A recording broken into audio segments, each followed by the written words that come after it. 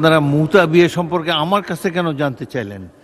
আমাকে কি এক্সপার্ট মনে হয় এসবের ব্যাপারে? বিয়ে করেছিলেন এবং এটা এখন এস্টাবলিশ আছে। নারী সহ ধরা পড়লেন মুদা বিয়ের নামে, আসলে সেটা কি ছিল আমি জানি না। প্রসিডিংস থেকে এক্সপেন্স করার জন্য ধন্যবাদ। কি মুতা বিয়েতে এক্সপার্ট নাকি আপনি? বলেন। মুতা বিয়েতে আমি এক্সপার্ট না, তবে কনসেপ্টের ব্যাপারে আমি জানি। এটা নিষিদ্ধ, এখন করা যাবে না, এই কথাটা আপনি। মাওলানা মামুনুল হকের এই বিষয়ে আলাপ করা সংসদের কার্যবিবরণীতে আসার কোনো প্রয়োজন নেই। ওই পাশ থেকে বলা হয়েছে যে এইগুলো ট্রেজারি বেঞ্চে যারা বসে তাদের অভ্যাস, তারা খায় বলে এগুলো এখনও রাখা হয়েছে। আমি জানি না, আল্লাহ জানে কার কি অভ্যাস আছেন। তবে আমি এতটুকু বলতে পারি, আপনারা বিগত দিনে শুনেছেন মুদা বিয়া। মুদা বিয়ার কথা শুনেনি? মুদা বিয়া কি জিনিসটি স্পিকার আপনার কাছে আমি একটু জানতে চাই। মাওলানা মামুনুল হক তিনি অনেক বড় বড় কথা বলছেন, এই বাজেট নিয়ে সরকারের পতন ঘটাবেন, অনেক কিছু ঘটাবেন, কিন্তু তিনি যে গাজীপুরে এক নারী সহ ধরা পড়লেন মুদা বিয়ের নামে, আসলে সেটা কি ছিল আমি জানি না। ধন্যবাদ মাননীয় সদস্য। আমি বলে নেই তারপরে।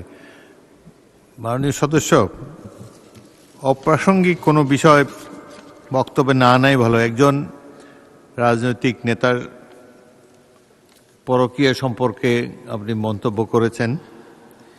সাধারণত নিয়ম হলো যে যার এখানে এসে জবাব দেওয়ার সুযোগ নাই তার সম্বন্ধে অভিযোগ তোলা সংসদে সমীচীন নয়।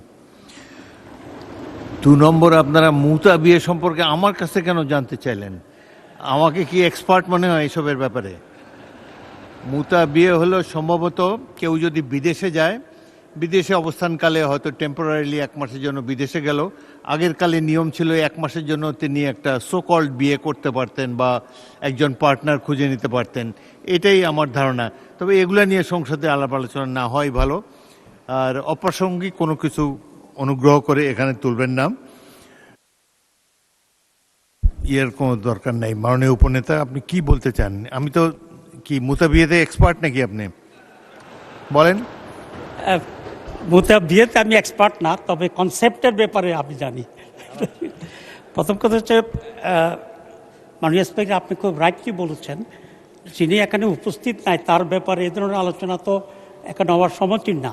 আমি আশা করি, আর মামুনুল হক সাহেবের ব্যাপারে যে তথ্য দিয়েছে এটা একেবারেই ভুল তথ্য। উনি কোনো মুতা বিবাহ করেন নাই, গাজীপুরের কোনো জায়গায় এরকম কোনো ঘটনা ঘটে নাই। যেটা হ্যারেস করা হয়েছিল নারায়ণগঞ্জে, ওনাকে উনি বিয়ে করেছিলেন এবং এটা এখন এস্টাবলিশ আছে।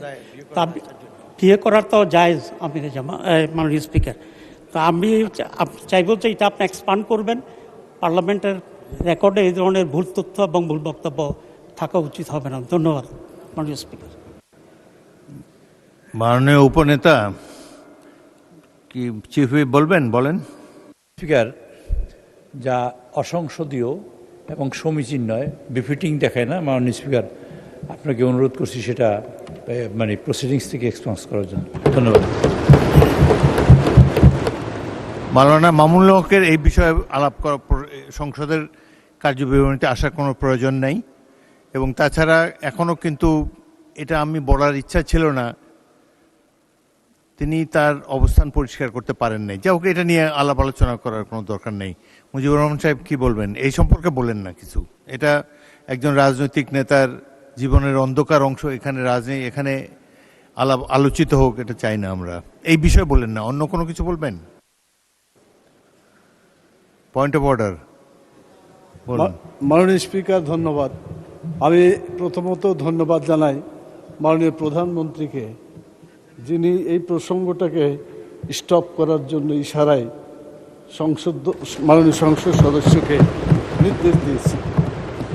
দ্বিতীয় যেটা, আপনার মন্তব্য এটা সঠিক। এক সময় ছিল মুতা বিয়ে করা যেত, কিন্তু পরবর্তীতে হারাম হয়ে গেছে, এটা নিষিদ্ধ, এখন করা যাবে না, এই কথাটা আপনি যোগ করে দিলে এটা সঠিক তথ্য থাকবে। না এভাবে থাকলে মনে হবে যে বোধহয় এখনও কিছু করা যাবে। এইটা আর করা যাবে না, এটা হারাম। ধন্যবাদ। ধন্যবাদ।